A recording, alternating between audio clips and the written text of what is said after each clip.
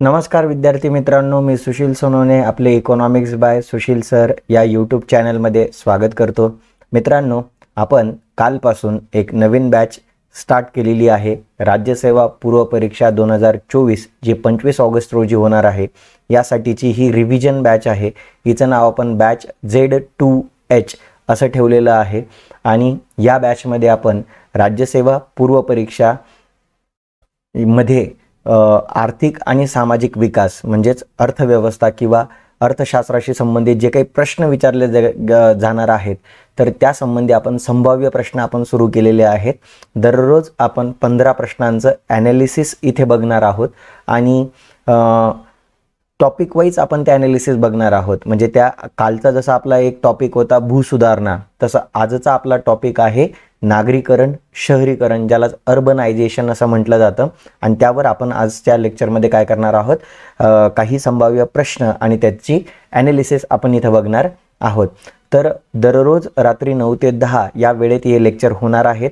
आणि जसं मी तुम्हाला कालही बोललेलो होतो की या सिरीजमध्ये आपण बघा, या सिरीजमध्ये आपण टोटल 200 क्वेश्चन घेणार आहोत। टोटल किती क्वेश्चन बघणार आहोत आपण?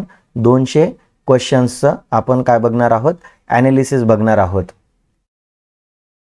आणि यासाठी आपण काय करणार आहोत, लेक्चर झालं की लगेच लेक्चर झाल्या त्याची जी PDF आहे, बरोबर, म्हणजे याची जी आजच्या टॉपिकची जी काही PDF आहे, तर ती आपल्या टेलिग्राम चॅनलला, ज्याचं नाव आहे इकॉनॉमिक्स ट्युटोरियल्स, बरोबर, तर या टेलिग्राम चॅनलला याची PDF काय केली जाणार आहे, अपलोड केली जाणार आहे। ठीक आहे, म्हणजेच तुम्हाला दररोजच्या 15 प्रश्नांची PDF, संभाव्य प्रश्नांची, तुम्हाला या टेलिग्राम चॅनलला उपलब्ध होणार आहे। तुम्ही या टेलिग्राम चॅनलला नसाल तर तुम्ही मला व्हॉट्सॲपला, बघा व्हॉट्सॲपला देखील तुम्ही मला टॉपिकचं नाव टाकून तुम्ही PDF असा मेसेज जरी केला तरी तुम्हाला भेटून जाणार। आणि त्यासाठी तुम्हाला हा जो आपला नंबर आहे, या नंबरला तुम्हाला व्हॉट्सॲपला तुम्ही मला मेसेज करायचा आहे। या नंबरला व्हॉट्सॲप केल्यानंतर तुम्हाला तुमची PDF तुमच्या मोबाईल नंबरला मिळून जाणार आहे। ओके, ठीक आहे। चला, हे आपले वेगवेगळे हे पेजेस आहेत जिथं तुम्ही मला फॉलो करू शकता। जसं फेसबुक पेज आहे आपलं इकॉनॉमिक्स ट्युटोरियल्स नावाने, टेलिग्राम चॅनल पण आहे आपलं इकॉनॉमिक्स ट्युटोरियल्स नावाने, आणि इन्स्टाचा ID आहे आपला सुशील S__2307, याला तुम्ही मला फॉलो करू शकतात। चला, ठीक आहे। आजचा टॉपिक आहे अर्बनायझेशन, शहरीकरण, नागरीकरण। तर या कंटेंट अंतर्गत आता आपण संभाव्य प्रश्न बघणार आहोत। जाऊया आजच्या पहिल्या संभाव्य प्रश्नाकडे।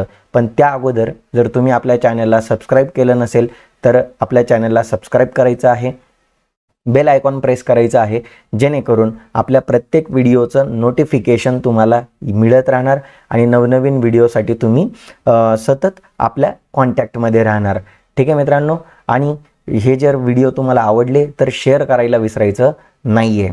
ठीक आहे, प्रत्येकाने काय करायचं आहे, लाईव्ह आल्यानंतर हे जे आपले जे काही लेक्चर आहे हे तुमच्या इतर फ्रेंड सर्कल्समध्ये काय करायचं आहे, शेअर करायचं आहे। ठीक आहे, जाऊया आजच्या पहिल्या प्रश्नाकडे।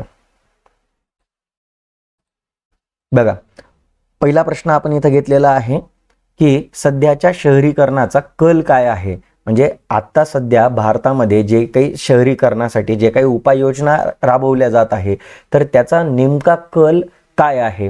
तर बघा, इथं आपल्याला दिसतंय पहिल्या ऑप्शनमध्ये आपल्याला पाहायला मिळत आहे की धार्मिक महत्त्व असलेल्या पारंपरिक कामांच्या ठिकाणी केंद्रित होत आहे। म्हणजे सिंपल गोष्ट आहे। जसं मित्रांनो बघा ना, या प्रश्नाचा आपण एक जर आपल्याला अभ्यास करायचा असेल तर त्यासाठी हा प्रश्न आपल्याला अयोध्या राम मंदिर, बरोबर, या करंट अफेअर्सच्या जवळपास हा प्रश्न खेळतो, बरोबर। तर म्हणून लक्षात घ्यायचं आहे की इथं पहिलं जे स्टेटमेंट दिलेलं आहे तर ते राम मंदिराशी संबंधित दिलेलं आहे की जसं धार्मिक महत्त्व असलेल्या पारंपरिक कामांच्या ठिकाणी केंद्रित होत आहे। म्हणजे जे शहरीकरण आहे तर ते पारंपरिक आपले जे काही धार्मिक स्थळं होते, या स्थळांच्या ठिकाणी आता हे शहरीकरण काय होत आहे, केंद्रित होत आहे। म्हणून हा पहिला ऑप्शन येऊ शकतो। दुसरं बघा, पायाभूत सुविधांमध्ये कॉर्पोरेट गुंतवणूक आकर्षित करत आहे. नक्कीच आपल्याला गेल्या अनेक वर्षांपासून ज्या पायाभूत सुविधा घडवून आणल्या जात आहे भारतामध्ये, तर त्यामध्ये बाह्य म्हणजेच खाजगी क्षेत्राकडून जी गुंतवणूक केली जात आहे त्या गुंतवणुकीचं प्रमाण दिवसेंदिवस वाढतच जात आहे. आणि त्यानंतर इथं तिसरा ऑप्शन म्हटलेला आहे की धार्मिक महत्त्व असलेल्या शहरांचा विकास करण्यावर लक्ष केंद्रित केले जात आहे. तर हे तिन्हीच्या तिन्ही ऑप्शन्स आहेत. याचा अर्थ वरीलपैकी सर्व हा याचा योग्य आन्सर असलेला पर्याय आहे. ठीक आहे, कारण की वरचे तिन्हीच्या तिन्ही गोष्टी सध्या शहरीकरणाशी संबंधित आहेत आणि सध्या हाच कल आपल्याला अर्थव्यवस्थेमध्ये पाहायला मिळत आहे. म्हणून पहिल्या प्रश्नाचं जे उत्तर असणार आहे तर ते काय आहे, ऑप्शन नंबर 4 असणार आहे. ठीक आहे, पुढे बघा, पुढच्या प्रश्नाकडे जाऊया.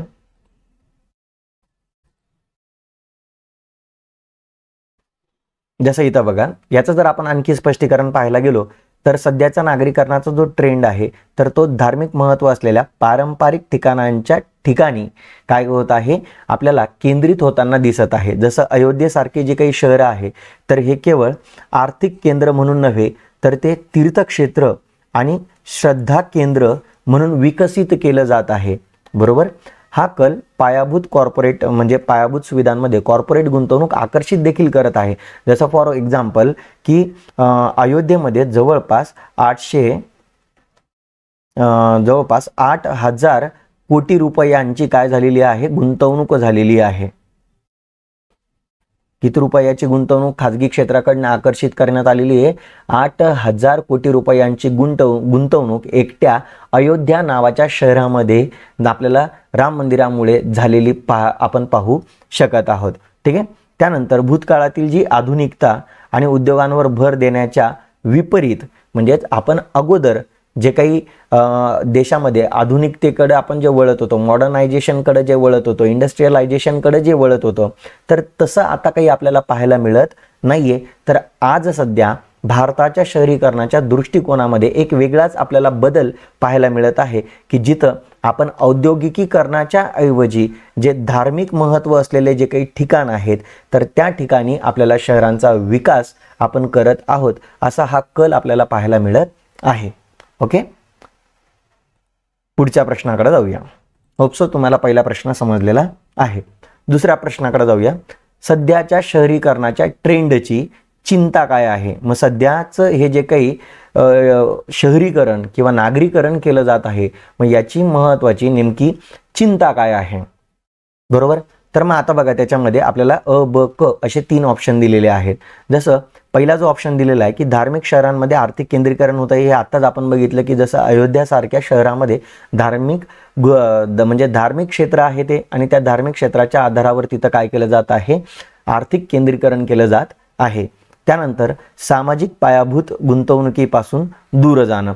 सिंपल गोष्ट आहे मित्रांनो, मी तुम्हाला बोललो ना की एकट्या अयोध्येमध्ये 8,000 कोटी रुपयांची काय झालेली आहे रे मित्रांनो, गुंतवणूक झालेली आहे. आणि हे काय आहे, धार्मिक स्थळ आहे मित्रांनो. हे कोणतं स्थळ आहे, धार्मिक स्थळ आहे. बरोबर, मग याचा अर्थ आपल्याला असा घ्यायचा आहे की जर सपोज हे 8,000 कोटी रुपये हे धार्मिक क्षेत्रांमध्ये न गुंतवता जर आपण हेच 8,000 कोटी रुपये शिक्षण आणि आरोग्य या पायाभूत सुविधांमध्ये जर गुंतवले असते तर त्याने नक्कीच लोकांचा विकास होण्यास मदत झाली असती. बरोबर, त्यामुळे इथं असं जे वाक्य वापरलेलं आहे की सामाजिक पायाभूत गुंतवणुकीपासून दूर जाणं, म्हणजेच सामाजिक क्षेत्रामध्ये जी काही पायाभूत गुंतवणूक केली जात होती ती आता काय पाहायला भेटते की त्या क्षेत्रामध्ये आता गुंतवणूक पाहायला मिळत नाहीये. बरोबर, की जसं शिक्षण आणि आरोग्यामध्ये जर एवढी गुंतवणूक झाली असती तर देशाचा खूप चांगल्या रीतीने विकास झाला असता, परंतु ही गुंतवणूक 8,000 कोटी रुपयांची धार्मिक स्थळासाठी केली गेलेली आहे. बरोबर, आणि त्यातून जास्त लोकांचा विकास होऊ शकत नाही. ठीक आहे, म्हणून दुसरं विधान देखील आपल्याला इथं बरोबर पाहायला मिळत आहे. ठीक आहे, तिसरं विधान बघूया की लोकशाही शासनापासून दूर जाणे. लोकशाही शासनमध्ये आपण काय म्हणतो रे मित्रांनो, की भारताचं जे सरकार आहे हे संविधानाद्वारे म्हणजे संविधानाद्वारे आपण काय करत आहोत, देश चालवत आहोत, बरोबर. आणि भारताच्या संविधानामध्येच की असं म्हटलेलं आहे की भारत हा धर्मनिरपेक्ष देश आहे. भारत हा कोणता देश आहे, धर्मनिरपेक्ष देश आहे. मग जर भारत हा धर्मनिरपेक्ष आहे म्हणजेच भारत सरकारचा कुठलाही एक राजधर्म नाही, भारत सरकार कुठल्या धर्माला प्रमोट देखील करत नाही, असा त्याचा अर्थ होतो. आणि म्हणूनच इथं हे तिसरं वाक्य टाकलेलं आहे की असं असताना, धर्मनिरपेक्ष देश असताना आपण धार्मिक स्थळांना महत्त्व देऊन शहरांचा विकास घडवून आणत आहोत.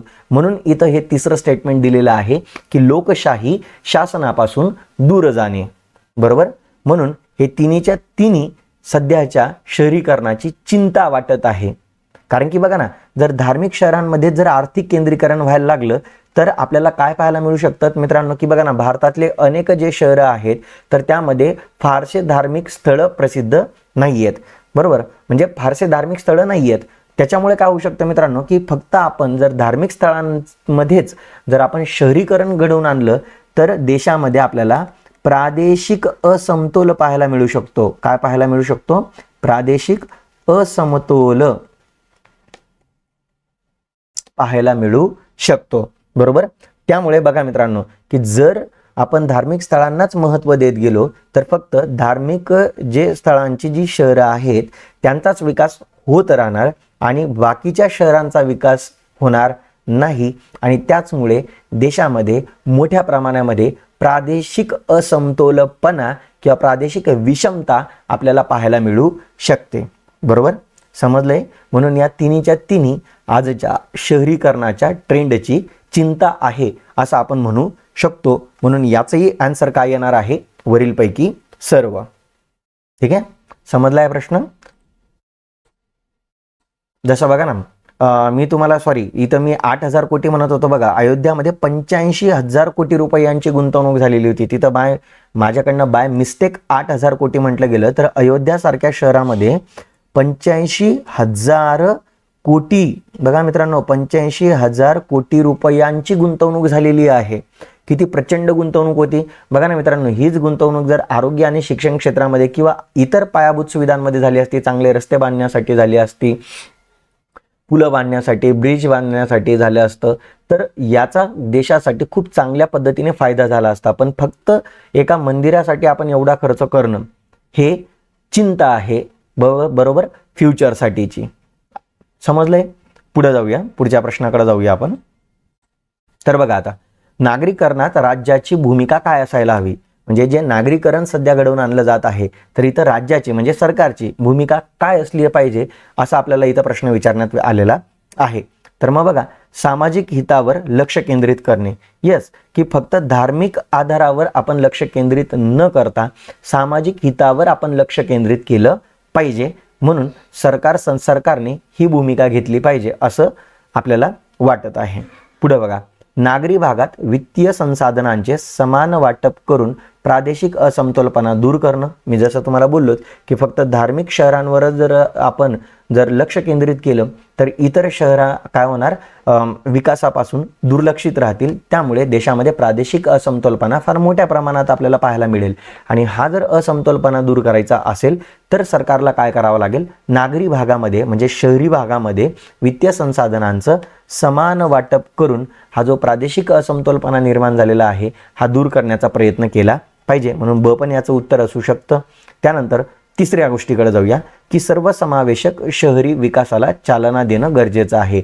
म्हणजेच त्या शहरामध्ये फक्त धार्मिक आधारावर लक्ष केंद्रित न करता त्या भागामधील कृषी क्षेत्र असेल, उद्योग क्षेत्र असेल, लघु उद्योग असतील, सूक्ष्म उद्योग असतील, या इत्यादी सर्व घटकांवर लक्ष केंद्रित करून म्हणजेच सर्वसमावेशक विकासाला सरकारने काय दिली पाहिजे, चालना दिली पाहिजे. म्हणून तिसरंही ऑप्शन योग्य असू शकतो. पुढे बघा, जागतिक बँकेच्या शिफारसींचं पालन करणं. मग आता हे जागतिक बँकेचं शिफारस काय होती की बघा की जागतिक बँक काय म्हणत आहे की येत्या 15 वर्षांमध्ये, बघा बरं का, येत्या 15 वर्षांमध्ये जागतिक बँकेने काय म्हटलेलं आहे की भारतामध्ये पायाभूत क्षेत्रामध्ये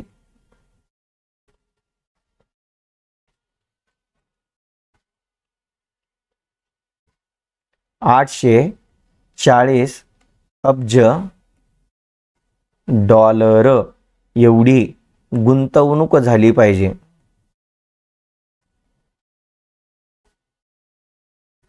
काय म्हणते जागतिक बँक?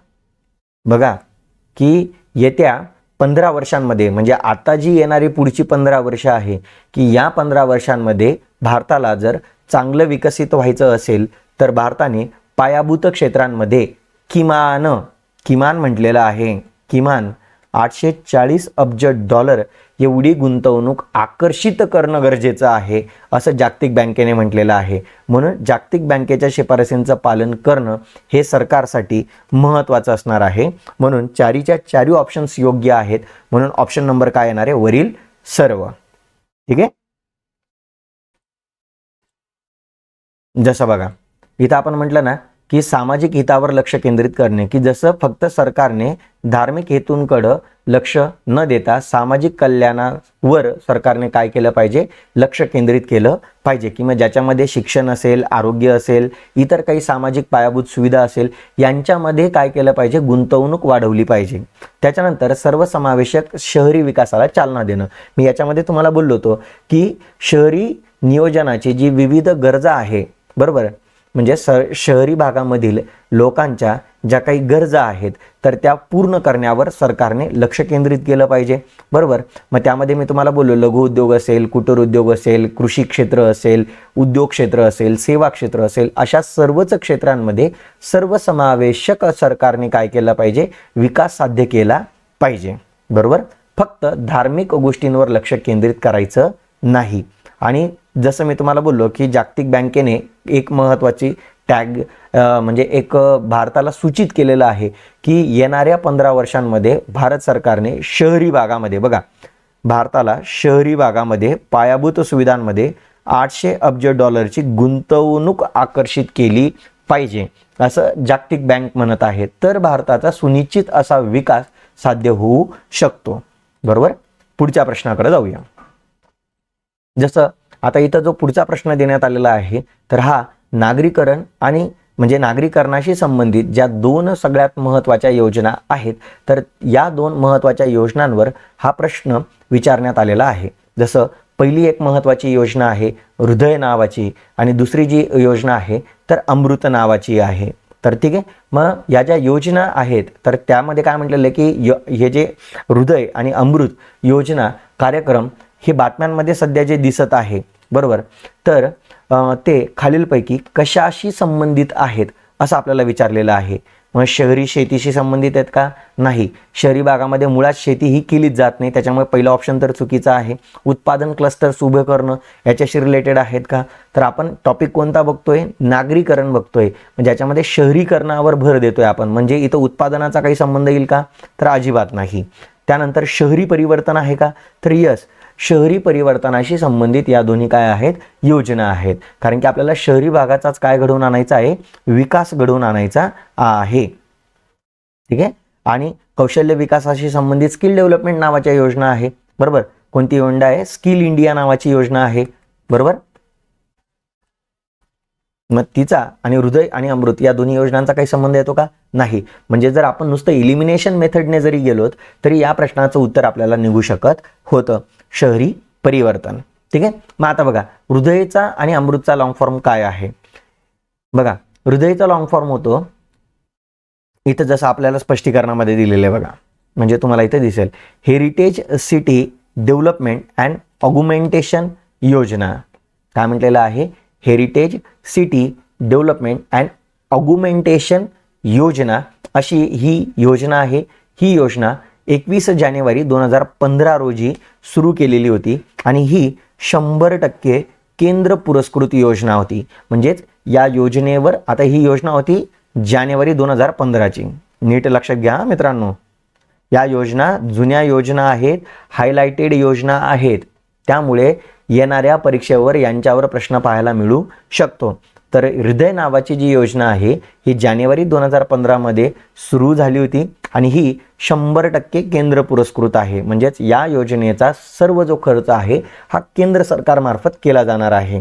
तर याचं महत्त्वाचं काय आहे, याच्या नावातच दिलेलं आहे heritage city development. Heritage city म्हणजे काय रे मित्रांनो, वारसा शहर. म्हणजे ज्या शहरांना अद्वितीय असा वारसा लाभलेला आहे, तर अशा वारसा शहरांचा विकास घडवून आणण्यासाठीची ही योजना होती. म्हणून बघा, या योजनेचं उद्दिष्ट काय होतं की भारतामधील जे वारसा शहरं आहेत, तर या शहरांच्या आत्म्याचे आणि या शहरांचं जे अद्वितीय वैशिष्ट्य आहेत, तर या वैशिष्ट्यांचं जतन करण्यासाठी ही योजना भारत सरकारने जाहीर केलेली होती. आणि अशा शहरांचं पुनरुज्जीवन घडवून आणण्यासाठी देखील ही योजना सुरू करण्यात आलेली होती. मग या योजनेच्या पहिल्या टप्प्यामध्ये जवळपास 12 शहरांचा समावेश करण्यात आलेला, 12 वारसा शहरांचा समावेश करण्यात आलेला होता. आणि ही जी योजना आहे मित्रांनो, तर ही सुरुवातीला 4 वर्षांसाठी राबवण्यात आली होती. म्हणजे ही योजना 2019ला संपली आहे. आणि त्यानंतर कोणतीही नवीन शहरं या योजनेअंतर्गत विकासासाठी घेण्यात आलेली नाही आहेत. म्हणजे 2015ला योजना सुरू झाली आणि 2019ला योजना संपलेली आहे. आणि या 4 वर्षांच्या कालखंडामध्ये आपण 12 वारसा शहरांचा विकास घडवून आणलेला आहे. मग ती 12 वारसा शहरं कोणकोणती होती, तर बघा, अजमेर, अमरावती, अमृतसर, बदामी, द्वारका, मथुरा, पुरी, वाराणसी, वेलकन्नी, कांचीपुरम, गया आणि वारंगल. बरोबर. तर ही ती 12 शहरं होती. बरोबर. तर एक गोष्ट इथं लक्षात ठेवायची मित्रांनो, की इथं MPSC आयोग तुम्हाला मुद्दाम फसविण्यासाठी असाही ऑप्शन देऊ शकते की हृदय नावाच्या ज्या या योजनेमध्ये आताची सध्याची जी अयोध्या शहर आहे, तर या अयोध्या शहराचा देखील या 12 शहरांच्या यादीमध्ये समावेश होता, असं तुम्हाला एक स्टेटमेंट देऊ शकते. परंतु लक्षात घ्या मित्रांनो, इथं अयोध्येचा समावेश या पहिल्या टप्प्यामध्ये या योजनेत करण्यात आलेला नाहीये. मुळात या योजनेची दुसरा टप्पा सुरू झालेला नाहीये. कदाचित दुसऱ्या टप्प्यामध्ये अयोध्या शहराचं नाव येऊ शकतं, परंतु पहिल्या टप्प्यामध्ये तरी अयोध्या शहराचं नाव घेण्यात आलेलं नाहीये. म्हणून तुम्हाला हे लक्षात ठेवावं लागणार आहे. ठीक आहे. दुसरी जी योजना आहे मित्रांनो, तिचं नाव होतं अमृत. मग अमृतचा लॉंग फॉर्म काय आहे रे मित्रांनो, तर बघा, अटल मिशन फॉर. आता Atal mission for rejuvenation and urban transformation. बरोबर. मग आता ही जी योजना आहे मित्रांनो, हे लॉंग फॉर्म लक्षात ठेवा मित्रांनो, हे लॉंग फॉर्म तुम्हाला फार जास्त महत्त्वाचे आहेत. ठीक आहे. हृदय आणि अमृत या दोघांचे लॉंग फॉर्म तुम्हाला एक्झामला विचारले जाऊ शकतात. ह्या ज्या योजना आहे ही 25 जून 2015 रोजी सुरू करण्यात आली. कधी सुरू करण्यात आली होती?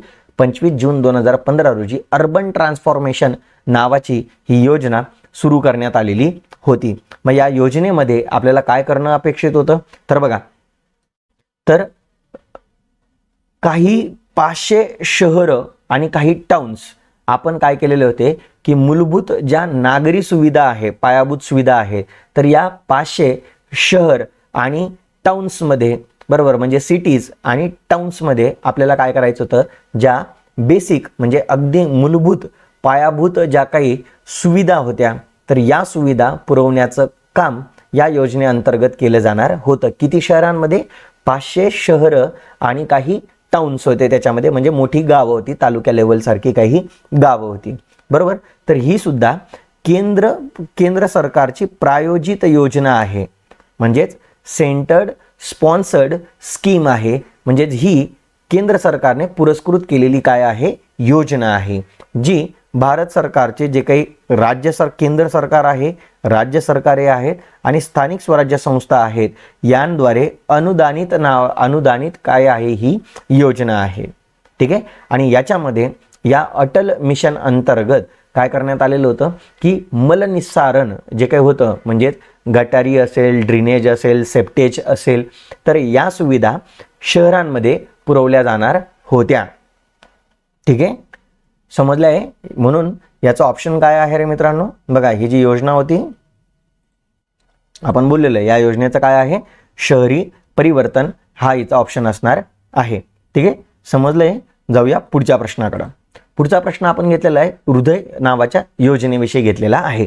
तर आपल्याला विचारलंय की या योजनेविषयी कोणते विधान बरोबर नाही. म्हणजेच काय आहे, बरोबर नाही म्हणजे काय आहे रे मित्रांनो, चुकीचे आहे. काय आहे, चुकीचे आहे. बरोबर. मग बघा, पहिला आहे वारसा शहरांच्या विकासासाठी 21 जानेवारी 2015 रोजी हृदय नावाची योजना सुरू झाली. आत्ताच आपण बघितलं मित्रांनो की हृदय नावाची योजना कधी सुरू झाली होती, 21 जानेवारी 2015 रोजी झाली होती. आणि ही संपली कधी होती, 2019 या वर्षी ही काय होती, संपली होती. म्हणजे 4च वर्षांसाठी ही योजना राबवण्यात आली होती. आणि हिच्यामध्ये आपण किती शहरांचा विकास करणार होतो, 12 वारसा शहरांचा. बघा, 12 वारसा शहरांचा आपण काय करणार होतो, विकास घडवून आणणार होतो. पुढे बघा, या योजनेत देशातील 12 वारसा शहरांचा विकास केला जाणार होता. पहिलं म्हणजे दुसरं स्टेटमेंट पण करेक्ट आहे. या शहरांच्या यादीमध्ये उत्तर प्रदेशातील अयोध्या शहराचाही समावेश करण्यात आलेला आहे. तर मी तुम्हाला बोललो मित्रांनो, या 12 शहरांच्या यादीमध्ये अयोध्या समाविष्ट नव्हतं. द्वारका आहे पण अयोध्या नाही आहे, ही गोष्ट लक्षात ठेवायची. त्यानंतर हृदय नावाची जी योजना आहे ही शहरी विकास, बघा ही जी शहरी विकास योजना जी काही आहे ही गृहनिर्माण आणि शहरी व्यवहार मंत्रालयाद्वारे लागू केली गेलेली आहे किंवा हिची अंमलबजावणी या मंत्रालयाद्वारे केली जात आहे. म्हणून चौथा ऑप्शन देखील काय आहे, करेक्ट आहे. कारण की आपल्याला एक्झॅक्ट माहिती आहे की या 12 शहरांमध्ये अयोध्या नावाच्या शहराचा समावेश करण्यात आलेला नाहीये. ठीक आहे,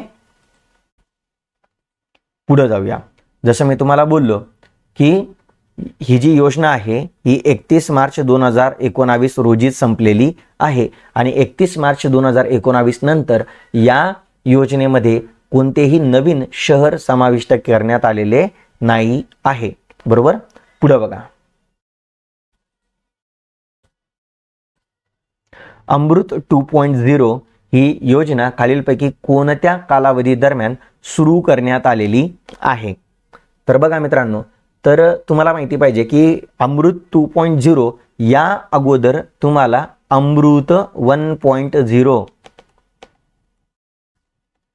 ही योजना कधी सुरू झाली हे माहिती पाहिजे आणि ही योजना कधीपर्यंत राबवली गेली. जसं आपण बघितलं होतं मागच्याच प्रश्नामध्ये 25 जून 2015 रोजी ही योजना सुरू करण्यात आलेली होती अमृत 1.0 नावाने.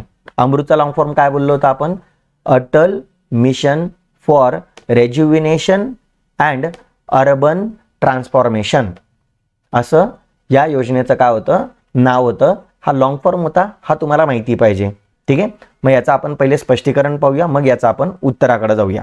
जसं बघा मित्रांनो, मी तुम्हाला बोललो होतो ही जी योजना आहे ही 25 जून 2015 रोजी सुरू करण्यात आलेली होती. आणि याच्यामध्ये मी तुम्हाला बोललो होतो की देशामधील 500 निवडक, बघा बरं का, 500 निवडक काही सिटीज आणि काही टाउन्स आपण विचारात घेतलेले होते की यांचा आपल्याला विकास घडवून आणायचा होता.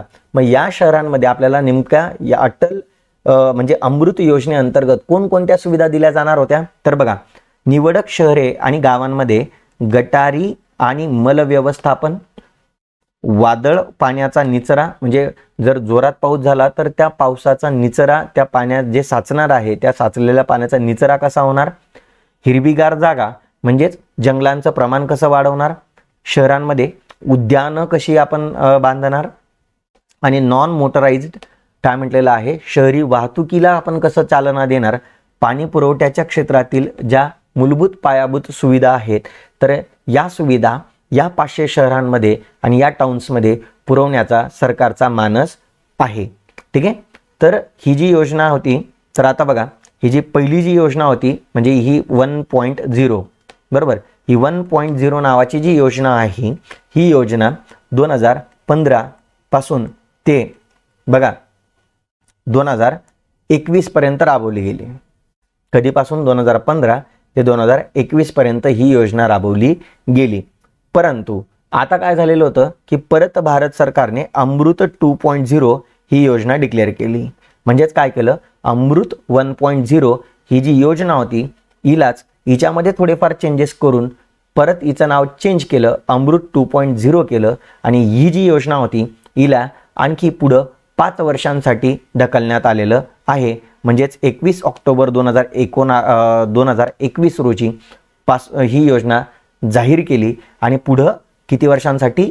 5 वर्षांसाठी, म्हणजे 2021-22 ते 2025-26 या कालावधी दरम्यान अमृत 2.0 ही योजना राबवली जाणार आहे. कधीपासून? 21-22 पासून ते 25-26 पर्यंत ही योजना राबवली जाणार आहे. ठीक आहे. मग याच्यामध्ये काय म्हटलेलं आहे की ज्या अमृत 1.0 मध्ये ज्या योजना म्हणजे ज्या काही आपण सुविधा पुरवणार होतो त्या सुविधांसोबतच आता नव्याने कोणकोणत्या सुविधा पुरवल्या जाणार होत्या? तर बघा, त्या शहरांमध्ये सर्व घरांना नळाद्वारे काय दिलं जाणार होतं? कार्यात्मक नळ पुरवठा देऊन त्यांना पाणी पुरवठा केला जाणार होता. आणि म्हणजे आता याच्यामध्ये फक्त एकच गोष्ट वाटली की जे आपण पहिल्या योजनेमध्ये ड्रेनेज आणि सेप्टेज ज्या काही सुविधा आपण प्रोव्हाइड करत होतो त्या आपल्या सुविधांसोबतच आता आपण सर्व घरांना नळ कनेक्शन देखील देणार आहोत. ठीक आहे. त्यामुळे आता फक्त एवढंच लक्षात ठेवायचं आहे आपल्याला की या योजनेमध्ये की बघा, ही जी योजना आहे ही 21-22 ते 25-26 या कालखंडादरम्यान काय केलेली आहे? एक्सटेंड केलेली आहे. आणि याच्यामध्ये 500 शहरं आहेत, 500 शहरं आहेत आणि टाउन्स आहेत, बरोबर, की ज्यांच्यामध्ये ड्रेनेज बघा आणि सेप्टेज बरोबर शी रिलेटेड ज्या काही सुविधा आहे त्यासोबतच आता मिशन 2.0 मध्ये बघा, मिशन 2.0 मध्ये एक नवीन गोष्ट ऍड केलेली आहे, ते म्हणजे काय? नळ कनेक्शन. प्रत्येक घराला आता काय प्रोव्हाइड केलं जाणार आहे? नळ कनेक्शन प्रोव्हाइड केलं जाणार आहे. ओके. ही योजनेला एक्सटेंड केलेलं आहे, म्हणून या योजनेवर 100% आपल्याला प्रश्न पाहायला मिळू शकतो. म्हणून अमृत 2.0 ही योजना तुमच्यासाठी महत्त्वाची आहे. आणि अमृत 2.0 ही जी योजना आहे ही कधी लागू केलेली आहे? 21 ऑक्टोबर 2021 रोजी. ओके. हे तुमच्यासाठी महत्त्वाचं आहे.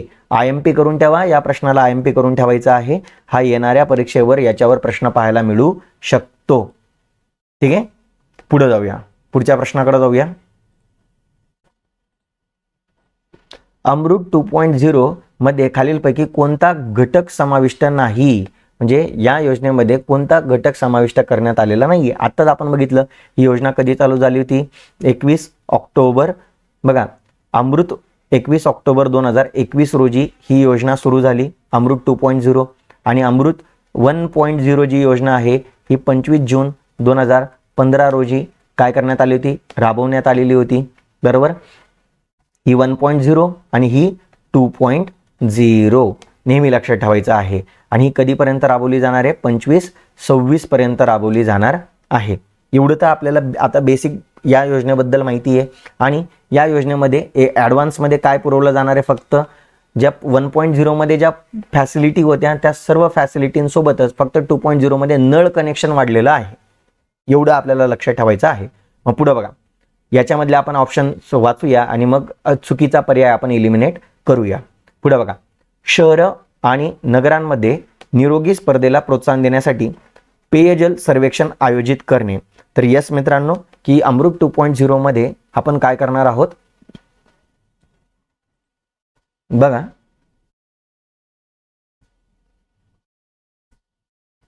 तर आपण या अमृत 2.0 मध्ये आपण काय करणार आहोत? हे जे पेयजल सर्वेक्षण आहे तर हे पेयजल सर्वेक्षण आपण राबवणार आहोत. त्यानंतर बघा मित्रांनो, दुसरं ऑप्शन काय म्हटलेलं आहे? तर दुसऱ्या ऑप्शन मध्ये काय म्हटलेलं आहे की शहरी भागांमध्ये नगरपालिकांद्वारे म्हणजे ज्या महानगरपालिका आहेत तर या महानगरपालिकांद्वारे वॉटर पार्क्स स्थापन केले जाणार आहे. बघा मित्रांनो, आपण अख्ख्या योजनेमध्ये आपण चर्चा केली आणि आपण काय बोललो होतो की अमृत 2.0 मध्येच ड्रेनेज आणि सेप्टेजच्या सुविधांसोबतच फक्त नळ कनेक्शन पुरवले जाणार आहेत. तिथं आपण असं कधी म्हटलं होतं की वॉटर पार्क स्थापन केले जाणार आहे? तर अजिबात नाही मित्रांनो. तर हा ऑप्शनच नाही आहे, बरोबर. आणि तिसरा ऑप्शन बघूया, की पाण्याच्या क्षेत्रातील नवीनतम जागतिक तंत्रज्ञानाचा लाभ घेण्यासाठी पाण्यासाठी तंत्रज्ञान उपमिशन राबविणे हा सुद्धा या योजनेचा भाग असणार आहे। पुढचं की माहिती असेल, शिक्षण असेल, दळणवळण असेल, या मोहिमांद्वारे पाण्याच्या संवर्धनाबाबत जनजागृती घडवून आणणे। कारण की पाण्याचं संवर्धन करणं, त्याचं जतन करणं खऱ्या अर्थाने हेच अमृत योजनेचं महत्त्वाचं उद्दिष्ट आहे। म्हणून एक गोष्ट लक्षात ठेवायची की ऑप्शन नंबर 1, 3 आणि 4 या तीनही गोष्टी अमृत 2.0 मध्ये समाविष्ट आहेत। आणि शहरी भागांमध्ये महानगरपालिकांद्वारे वॉटर पार्क स्थापन करणं हे काही अमृत योजनेमध्ये देण्यात आलेलं नाही आहे। ठीक आहे, एवढं आपल्याला लक्षात ठेवावं लागणार आहे। ओके, पुढे जाऊया, पुढच्या प्रश्नाकडे जाऊया। पुढे बघा, प्रधानमंत्री आवास योजना शहरी म्हणजेच काय, PM आवास योजना अर्बन म्हणजेच शहरी खालीलपैकी कोणत्या तारखेपर्यंत वाढविण्यात आलेली आहे। तर आपल्याला सगळ्यात पहिले माहिती पाहिजे मित्रांनो की PM आवास योजना जी शहरी आहे ही कधी लागू केलेली आहे। बघा मित्रांनो, ही जी PM आवास योजना आहे ही 2 आहेत। या PM आवास योजना किती आहेत, 2 आहेत। एक रुरल भागासाठी सेपरेट आहे आणि एक अर्बन भागासाठी काय आहे, सेपरेट आहे। म्हणजे PM आवास योजना ग्रामीण वेगळी आहे आणि PM आवास योजना शहरी वेगळी आहे। या 2 वेगवेगळ्या योजना आहेत। म्हणून मी दोन्ही योजनांवर प्रश्न घेतलेला आहेत आणि या दोन्ही ज्या योजना आहेत मित्रांनो, तर या नागरीकरणाशी संबंधित योजना आहे। ठीक आहे, त्यामुळे यांच्यावर प्रश्न येण्याची दाट शक्यता आहे। आणि जसं PM आवास योजनेला काय भेटलेलं आहे, एक्सटेन्शन मिळालेलं आहे, बरोबर, काय मिळालेलं आहे, एक्सटेन्शन मिळालेलं आहे। त्यामुळे याच्यावर प्रश्न येऊ शकतो। एकच मिनिट आपण एक कॅमेरा चालू करून घेऊया आणि मग आपण परत आपल्या लेक्चरकडे कंटिन्यू करूया। एकच मिनिट, मी फक्त कॅमेरा चालू करतो, तुम्ही कुठंच जायचं नाहीये। ठीक आहे,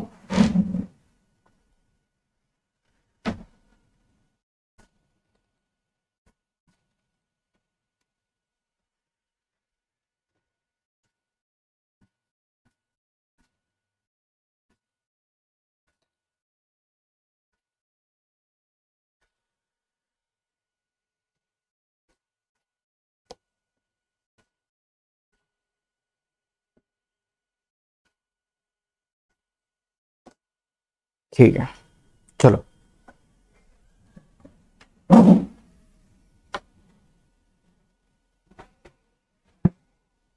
चला जाऊया। बघा आता आपण कुठे होतो, हां, प्रधानमंत्री आवास योजना शहरीकडे होतो आपण। मग आता आपल्याला माहिती पाहिजे मित्रांनो, ही जी योजना आहे शहरी भागातली जी योजना आहे ही कधी सुरू झालेली आहे। तर बघा आता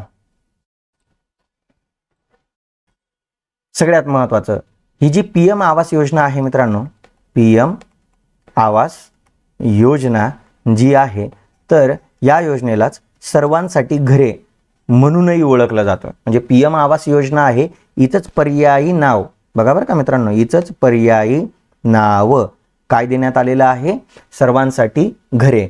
आणि ही जी योजना आहे ही देखील 25 जून 2015 रोजी आपण सुरू केलेली आहे। म्हणजे 25 जून 2015 ला कोणती योजना चालू झाली होती रे मित्रांनो, आणखी अमृत नावाची योजना सुरू झालेली होती।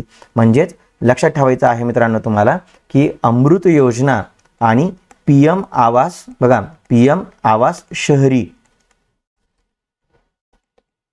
ही जी योजना आहे, या दोन्ही योजना एकाच दिवशी सुरू करण्यात आलेल्या होत्या। आणि या PM आवास योजना जी शहरी आहे हिचं टार्गेट काय होतं की 2022 पर्यंत शहरी भागात सर्वांसाठी घरे उपलब्ध करून देणं हा या महत्त्वाचा योजनेचा काय होता, उद्दिष्ट होता। तथापि आता 2022 मध्ये ही योजना डिसेंबर 2024 पर्यंत वाढविण्यात आलेली आहे। म्हणजेच 2022 पर्यंतचं टार्गेट होतं, परंतु ते टार्गेट अचीव न झाल्यामुळे या योजनेला 2 वर्ष एक्सटेन्शन देण्यात आलेलं आहे। ओके, पुढे बघा, संबंधित मंत्रालय कोणतं आहे ते तुम्हाला लक्षात ठेवावं लागणार आहे। तर गृहनिर्माण आणि शहरी व्यवहार मंत्रालय आहे। या मंत्रालयाद्वारे ही योजना राबवली जात आहे। उद्दिष्ट काय आहे की 2022 पर्यंत पात्र शहरी कुटुंबांना पक्क्या घराची हमी देऊन इकॉनॉमिकल वीकर सेक्शन जे काही असणार आहे किंवा लोअर इन्कम जे काही ग्रुप्स आहेत, मिडल इन्कम जे काही ग्रुप्स आहेत, म्हणजे मध्यम उत्पन्न गट किंवा कमी उत्पन्न गटातील जे व्यक्ती आहेत, बरोबर, तर या व्यक्तींना किंवा झोपडपट्टीतील जे रहिवासी आहेत यांना शहरी घरांची कमतरता म्हणजे यांच्यासह म्हणजे शहरी भागामध्ये जी घरांची कमतरता आहे ती दूर करण्याचं महत्त्वाचं उद्दिष्ट या योजनेचं आहे. ओके, कधीपर्यंत हिला आपण राबवलेलं आहे? डिसेंबर 2024 पर्यंत हिला एक्सटेन्शन मिळालेलं आहे. तारीख कधी होती? 25 जून 2015.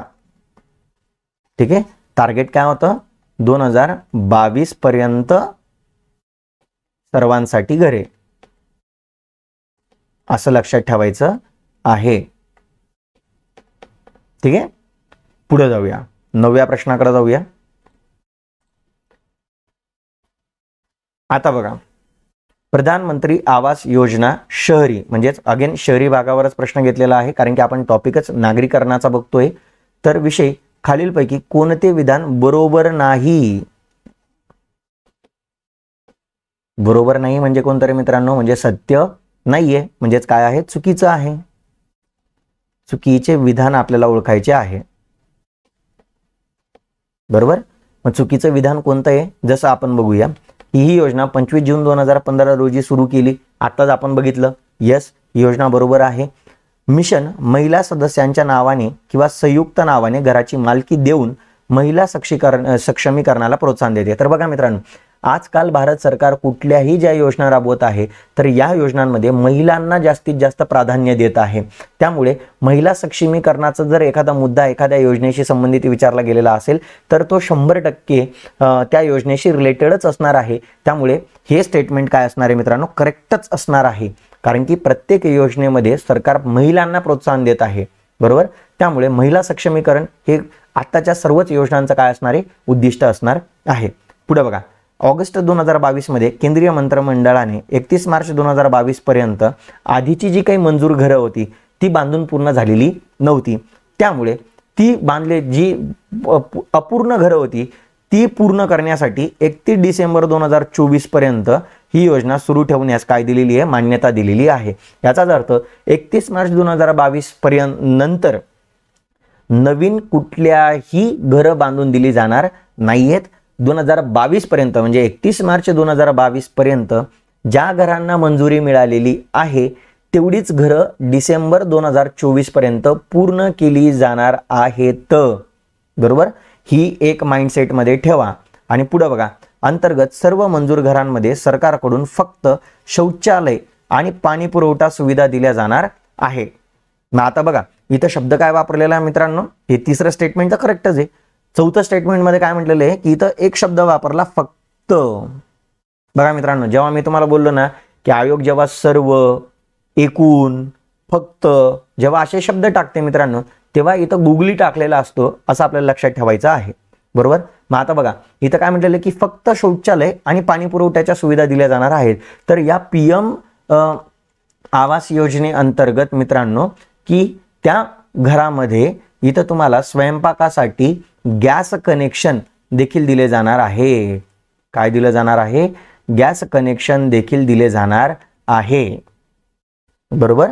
मग म्हणून इथं काय म्हटलेलं? फक्त शौचालय आणि पाणी पुरवठा. मग फक्त शौचालय आणि पाणी पुरवठा जे का, मग गॅस पुरवठा कुठे गेला? म्हणजेच हे ऑप्शन काय आहे? चुकीचा आहे, बरोबर. याच्या एक्सप्लेनेशनकडे आपण जाऊया. ऑलरेडी आपण याचं एक्सप्लेनेशन बघितलेलं आहे. जसं बघा, मग याच्या अंतर्गत फक्त तुम्हाला शौचालयच नाही तर याच्यामध्ये तुम्हाला शौचालय 1, पाणी पुरवठा 2, वीज 3 आणि स्वयंपाकघर 4 अशा 4 सुविधा इथं तुम्हाला पुरवल्या जाणार आहेत, बरोबर. मग वैशिष्ट्य काय आहे? तर बघा, या योजनेचं झोपडपट्टीतील जे रहिवाशांसह पात्र शहरी गरिबांना पक्के घर सुरक्षित करून म्हणजे सुनिश्चित करून शहरी घरांची मध्ये म्हणजे शहरी भागामध्ये जी घरांची कमतरता आहे ती दूर करणं. त्यानंतर मिशनमध्ये वैधानिक शहरं जे काही आहेत, अनुसूचित नियोजन क्षेत्र जे काही आहेत, विकास प्राधिकरणे असतील, विशेष क्षेत्र विकास प्राधिकरणं असतील, त्यानंतर औद्योगिक विकास प्राधिकरण असेल किंवा शहरी नियोजन आणि नियमांचे कार्य सोपवलेले जे काही राज्य कायद्याअंतर्गत असा कोणतंही जे काही प्राधिकरण आहे या सर्वांचा बघा समावेश असलेले संपूर्ण शहरी क्षेत्र काय आहे? समाविष्ट करण्यात आलेलं आहे. म्हणजेच शहरी भागामध्ये वेगवेगळ्या सरकारद्वारे स्थापन केलेल्या प्राधिकरणांद्वारे जे काही घरं बांधून दिली जात आहे, तर त्या सर्व प्राधिकरणांना समाविष्ट करून ही योजना काय करण्यात आलेली आहे, सुरू करण्यात आलेली आहे. तर तुम्हाला बोललो महिला सक्षमीकरणासाठी काय म्हटलेलं आहे इथं, की महिला सदस्यांच्या नावे किंवा संयुक्त नावाने म्हणजेच हजबंड आणि वाईफ या दोघांच्या नावाने घराची मालकी दिली जाणार आहे. ठीक आहे. पुढे बघा, मग जसं भिन्न व्यक्ती असतील म्हणजे जसं दिव्यांग व्यक्ती असतील, ज्येष्ठ नागरिक असतील, SC ST कॅटेगरी असेल, बरोबर, त्याच्यानंतर OBC कॅटेगरी असेल, अल्पसंख्याक असतील, एकल महिला असेल, ट्रान्सजेंडर असतील आणि समाजातील जे काही इतर दुर्लभ जे काही घटक आहे, असुरक्षित गट आहे, यांना देखील या योजनेअंतर्गत प्राधान्य दिलं जाणार आहे. ठीक आहे, समजली ही योजना. मग पुढच्या प्रश्नाकडे जाऊया. आता कोणता घेतलेला आहे, प्रधानमंत्री आवास योजना ग्रामीण. मग ग्रामीण भागामध्ये जी काही योजना राबवली जात आहे, तर आता तिच्याविषयी आपल्याला कोणते विधान बरोबर नाही म्हणजे काय, चुकीचे आहे. म्हणजेच आपल्याला चुकीचे विधान आपल्याला काय करायचं आहे, ओळखायचं आहे. मग आता बघा, इंदिरा आवास योजनेची पुनर्रचना करून 1 एप्रिल 2016 पासून ही योजना सुरू करण्यात आलेली आहे. तर अगदी बरोबर आहे मित्रांनो, की इंदिरा आवास योजना जी सुरू करण्यात आलेली होती तिलाच पुनर्रचना करून तिचंच नाव आपण काय केलेलं होतं, प्रधानमंत्री आवास योजना केलेलं होतं. आणि हीच प्रधानमंत्री आवास योजनेतच आपण ग्रामीण आणि शहरी भागासाठी दोन वेगवेगळ्या योजना सुरू केल्या. जसं ग्रामीण भागासाठीची जी योजना आहे ही 1 एप्रिल 2016 पासून सुरू केली होती. कोणत्या भागासाठीची, रूरल एरियासाठीची. तर अर्बन एरियासाठीची जी योजना होती आताच आपण बघितली, तर ती कधी सुरू केली ती 25 जून 2015 रोजी सुरू केलेली होती. ठीक आहे, एवढं लक्षात ठेवायचं आहे. ग्रामीण भागासाठीची कधीची आहे, 1 एप्रिल 2016 ची. तर अर्बन भागासाठीची योजना कधीची आहे, 25 जून 2015 ची. राहील लक्षात. पुढे बघा, या योजनेच्या खर्चाची विभागणी केंद्र आणि राज्यात 90:10 या प्रमाणात करण्यात आलेली आहे. तर बघा मित्रांनो, एक कॉमन लॉजिक एक तुम्हाला इथं कायमस्वरूपी लक्षात ठेवायचा आहे की 90 आणि 10 हा जो रेशो असतो मित्रांनो, हा म्हणजे हा जो रेशो असतो कुठल्याही योजनेमध्ये खर्चाची जी विभागणी 90:10 केली जाते, तर ही साधारणतः पूर्वेकडील राज्यांसाठी केली जात असते. कोणत्या राज्यांसाठी केली जात असते, पूर्वेकडील राज्यांसाठी असते. बरोबर.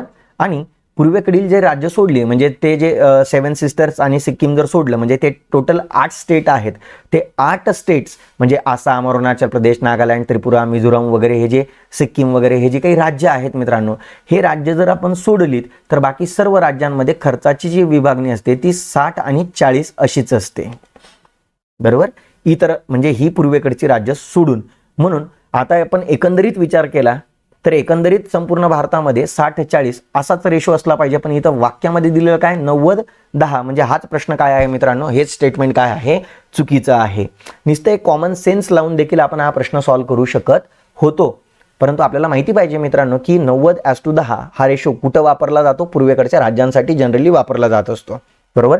परंतु आपण जर संपूर्ण भारताचा विचार केला तर ते 8 राज्य सोडून बाकीच्या राज्यांसाठी सर्व खर्च म्हणजे सगळ्या ज्या योजना राबवल्या जात असतात केंद्र सरकारकडून, तर त्याचा खर्च 60-40 असाच असतो. ठीक आहे. पुढे बघा, ही योजना ग्रामीण विकास मंत्रालयामार्फत राबवली जात आहे. लक्षात घ्या मित्रांनो, ग्रामीण भागातल्या सर्व ज्या काही योजना आहेत तर या योजना ग्रामीण विकास मंत्रालयाद्वारेच काय केल्या जात असतात, राबवल्या जात असतात. त्यांची अंमलबजावणी घडवून आणली जात असते.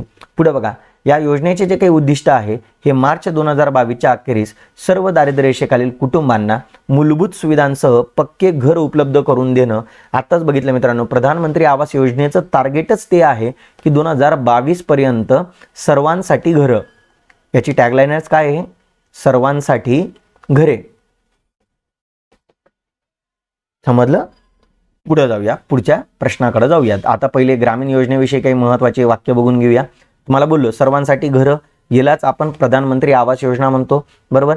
आणि तुम्हाला बोललो होतो की जी ग्रामीण भागाची जी योजना आहे तर ही इंदिरा आवास योजनेची पुनर्रचना करून 1 एप्रिल 2016 रोजी आपण काय केलेली होती, सुरू केलेली होती. बरोबर. आणि ही जी योजना आहे मित्रांनो, मग या योजनेचे लाभार्थी नेमके कोण कोण आहेत, तर आता बघा, अनुसूचित जाती असतील, जमातीमधील लोक असतील, मुक्त केलेले, बघा बंधपत्रित कामगार असतील म्हणजेच गैर SC ST श्रेणी असेल, विधवा असेल किंवा कारवाईत मारले गेलेले संरक्षण कर्मचाऱ्यांचे नजीकचे जे काही नातेवाईक असतील, माजी सैनिक असेल, निमलष्करी दलातील निवृत्त सदस्य असतील, अपंग व्यक्ती असतील, अल्पसंख्याक व्यक्ती असतील, यांच्यासाठी ही योजना राबवली जात आहे. बरोबर. मी तुम्हाला पहिल्यापासूनच बोललो की जो मैदानी भाग आहे, म्हणजे पूर्वेकडचा जर आपण पूर्वेत्तर डोंगराळ जर भाग सोडला, मी तुम्हाला बोललो बघा, पूर्वेकडच्या राज्यांसाठी 90 ते 10, बघा पूर्वोत्तर राज्यांसाठी किती असतो खर्च, नेहमी 90 ते 10 खर्च असतो. आणि जो हे पूर्वेकडचे राज्य सोडली तर बाकी सर्व राज्यांसाठी हा खर्च किती असतो, 60-40 असा असतो. म्हणून एक कॉमन लॉजिकने तुम्ही हा प्रश्न सॉल्व्ह करू शकत होता. ठीक आहे. पुढच्या प्रश्नाकडे जाऊया.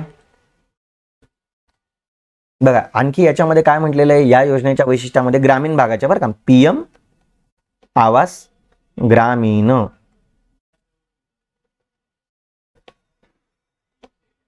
ठीक आहे. पुढे बघा, मग याच्यामध्ये वैशिष्ट्य काय होते की स्वच्छ स्वयंपाकाच्या जागेसह घराचा आकार हा 25 चौरस मीटर एवढा वाढवण्यात आलेला आहे. अगोदर हा किती देण्यात आलेला होता की 20 चौरस मीटर एवढंच घर बांधून दिलं जात होतं. आता तो वाढवून किती केलेला आहे, 25 चौरस मीटर एवढं केलेलं आहे. त्याच्यानंतर राज्यातील भागामध्ये प्रत्येक युनिटला मदत म्हणून 70,000 रुपये वरून हा जो खर्च आहे हा वाढवून 1,20,000 रुपये करण्यात आलेला आहे. तर पूर्वेकडच्या राज्यांना हाच खर्च 75,000 दिला जात होता, तर तो आता वाढवून 1,30,000 करण्यात आलेला आहे. बरोबर. पुढे बघा, शौचालयांच्या बांधकामासाठी मदत म्हणून स्वच्छ भारत मिशन ग्रामीण आणि मनरेगा योजना किंवा निधीच्या इतर कोणत्याही समर्पित स्रोतांशी अभिसरणाद्वारे घेतली जाणार आहे.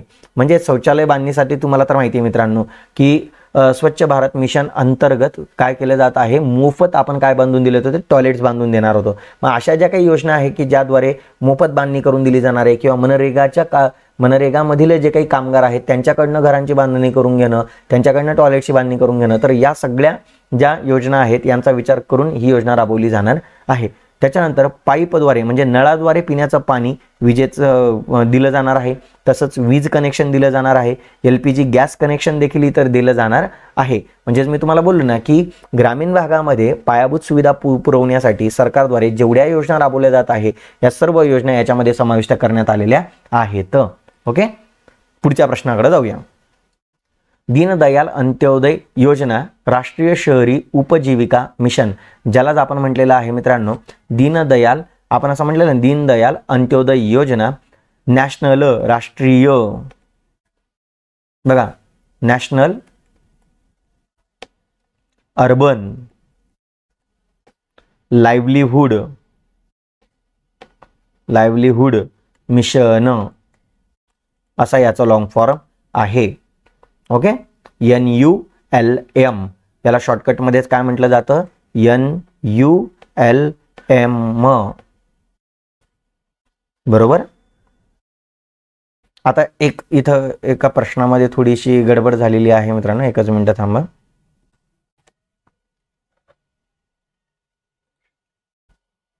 ठीक आहे. बघा आता इथं शहरी भागासाठीची आहे. मग याच्यामध्ये काय म्हटलेलं आहे की 24 पहिलं स्टेटमेंट आपण बघूया की योग्य विधानं आपल्याला अभ्यासायची आहेत. मग योग्य विधानांमध्ये काय म्हटलेलं आहे बघा, 24 सप्टेंबर 2023 रोजी राष्ट्रीय शहरी उपजीविका मिशनने स्वर्ण जयंती शहरी रोजगार योजनेची काय घेतली, जागा घेतली. ही योजना गृहनिर्माण आणि शहरी व्यवहार मंत्रालयाद्वारे राबवली जात आहे. हे स्टेटमेंट तर आपल्याला करेक्टच आहे मित्रांनो, कारण की मी तुम्हाला बोललो शहरी भागामध्ये ज्या योजना राबवल्या जातात तर त्या गृहनिर्माण आणि शहरी व्यवहार मंत्रालयाद्वारेच काय केल्या जात असतात, राबवल्या जात असतात. म्हणून दुसरं स्टेटमेंट करेक्ट आहे, आपल्याला माहितीच आहे. त्यानंतर ही योजना सर्व जिल्ह्यांच्या मुख्यालयाच्या ठिकाणी आणि 2011 नुसार ज्या शहरांची लोकसंख्या 1 लाखांपेक्षा जास्त आहे अशा शहरांमध्ये राबवली जात आहे. बरोबर. तर तिसरं ही स्टेटमेंट काय आहे मित्रांनो, करेक्ट आहे. बरोबर. तर मग आता आपल्याला काय बघायचं आहे, पहिलं स्टेटमेंट करेक्ट आहे की नाहीये, तर त्यानुसार त्यासाठी आपण पहिले स्पष्टीकरण बघूया. तर आता बघा स्पष्टीकरणामध्ये काय म्हटलेलं आहे की 24 सप्टेंबर 2023 पासून ही योजना सर्व जिल्ह्यांच्या मुख्यालयाच्या ठिकाणी, म्हणजे ज्या मुख्यालयाचं मग तिथं मुख्यालयासाठी लोकसंख्या विचारात घ्यायची नाही, आणि की ज्या शहरांमध्ये 1 लाखांहून जास्त लोकसंख्या आहे अशा सर्वच शहरांमध्ये हे मिशन राबवलं जाणार आहे. म्हणजेच पहिलं जे स्टेटमेंट होतं ते करेक्ट होतं. योजनेअंतर्गत शहरी भागातील सर्व, बघा शहरी भागातील सर्व 441 जे वैधानिक शहर आहे 4041 जे शहर आहेत यांच्यामध्ये ही योजना राबवली जाणार आहे. जवळजवळ संपूर्ण शहरी लोकसंख्या यामध्ये काय केलं जातं, कव्हर केली जात आहे. मग या योजनेचे महत्त्वाचे उद्दिष्ट काय आहे की बघा, फायदेशीर स्वयंरोजगार आणि कुशल वेतनाच्या रोजगाराच्या संधी उपलब्ध करून देणं आहे. बरोबर, म्हणजे शहरी भागामध्येच या सर्व सुविधा उपलब्ध करून देणं. त्यानंतर शहरी जे काही बेघर आहेत, बरोबर, त्यांना टप्प्याटप्प्याने आवश्यक सेवांनी सुसज्ज निवारा प्रदान करणं हे एक टार्गेट आहे. आणि शहरी रस्त्यांवरील विक्रेत्यांना योग्य जागा मिळवून देणं, त्यांना संस्थात्मक क्रेडिट म्हणजे त्यांना काय संस्थांद्वारे बँकांद्वारे कर्जपुरवठा करणं, त्यांच्या सामाजिक सुरक्षेसंबंधित उपाययोजना करणं आणि कौशल्य म्हणजे त्यांचं स्किल डेव्हलप करून शहरी रस्त्यावरील विक्रेत्यांच्या रोजीरोटीची जी काही चिंता आहे ही दूर करणं हे या मिशनचं काय आहे मित्रांनो, कार्य आहे. त्यामुळे बघा मित्रांनो, इथं जे म्हटलेलं होतं मग याचा आन्सर काय येणार आहे, वरीलपैकी सर्व, कारण की या सगळ्या सुविधा इथं पुरवल्या जाणार आहे म्हणून तिन्हीच्या तिन्ही विधानं काय आहेत, करेक्ट आहेत. ओके, पुढे बघा. आता पुढच्या प्रश्नाकडे जाऊया. 12वा प्रश्न, शहरी भागात राहणाऱ्या देशाच्या लोकसंख्येच्या प्रमाणात वाढ होण्याला काय म्हणून ओळखले जाते? अर्बनायझेशन, कॉलनायझेशन, रस्टिकेशन आणि अनप्लॅन्ड डेव्हलपमेंट. तर सगळ्यात पहिले मित्रांनो याला तर साधं सिंपल लॉजिक आहे, याला आपण शहरीकरण म्हणणार, कारण की शहरी भागामध्ये जर लोकसंख्येमध्ये वाढ होत आहे, बरोबर, तर त्यालाच आपण काय म्हणतो, शहरीकरण म्हणतो. मग वसाहतीकरण, रस्टिकेशन आणि अनियोजित विकास म्हणजे नेमकं काय आहे, हे कन्सेप्ट काय आहे हे आपल्याला माहिती असणं गरजेचं आहे. तर बघा या कन्सेप्ट काय आहे याच्यामध्ये आपण एक एक कन्सेप्ट बघूया. जसं बघा, शहरी भागात राहणाऱ्या लोकसंख्येच्या प्रमाणामध्ये जे वाढ होत आहे त्यालाच आपण काय म्हणत आहोत, शहरीकरण म्हणत आहोत.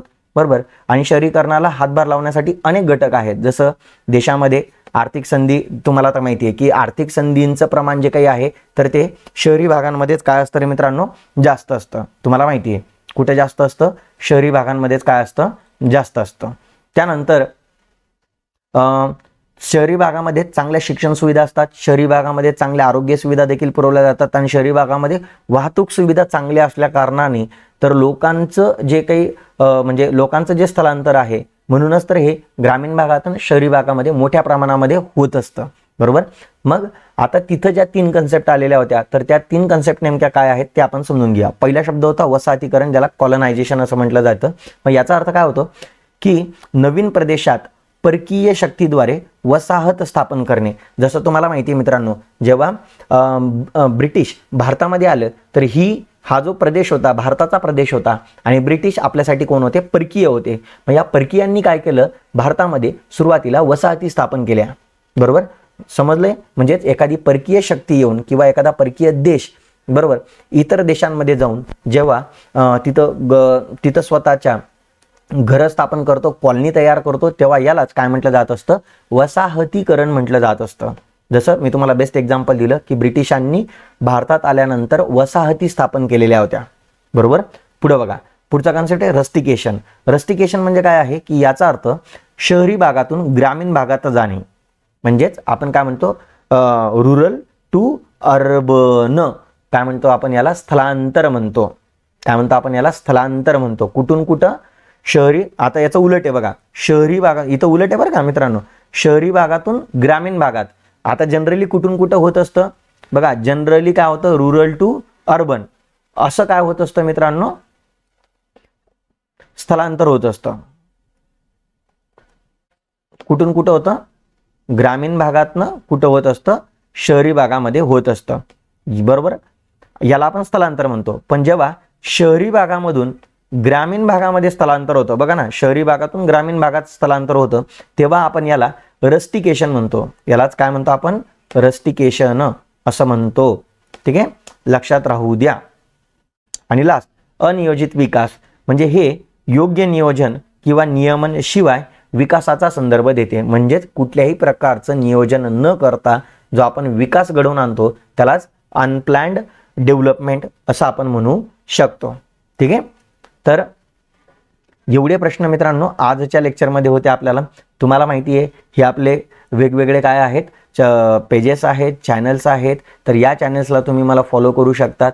ठीक आहे मित्रांनो. आणि तुम्हाला तर बोललो या लेक्चरच्या PDF तुम्हाला काय करायचं आहे, व्हॉट्सॲपला मला 965701 या नंबरवर काय करायचं आहे मित्रांनो, मला लेक्चरचं नाव सांगायचं आणि त्याचे PDF तुम्हाला काय केले जाणार, शेअर केली जाणार. तसंच मी तुम्हाला बोललो आपल्या आजच्या लेक्चरची सर्व ज्या PDF राहतात त्या आपल्या टेलिग्राम चॅनलला शेअर केल्या जातात. म्हणून त्यामुळे तुम्ही टेलिग्राम चॅनलला जॉईन करून ठेवा. त्यामुळे तुम्हाला आपल्या सर्व topic wise PDF with analysis तुम्हाला मिळत राहणार आहे. ठीक आहे मित्रांनो. तर होप सो तुम्हाला आजचे प्रश्न समजलेले असतील आणि आजच्या लेक्चरची PDF देखील तुम्हाला शेअर केली जाणार आहे. तोपर्यंत थांबूया मित्रांनो. उद्या आपण एक नवीन टॉपिक घेऊन या, तुमचा आवडता टॉपिक आपण घेऊन येणार आहोत उद्या.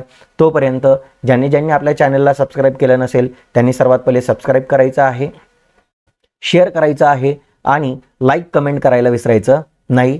ठीक आहे. थांबूया मित्रांनो. बाय बाय मित्रांनो.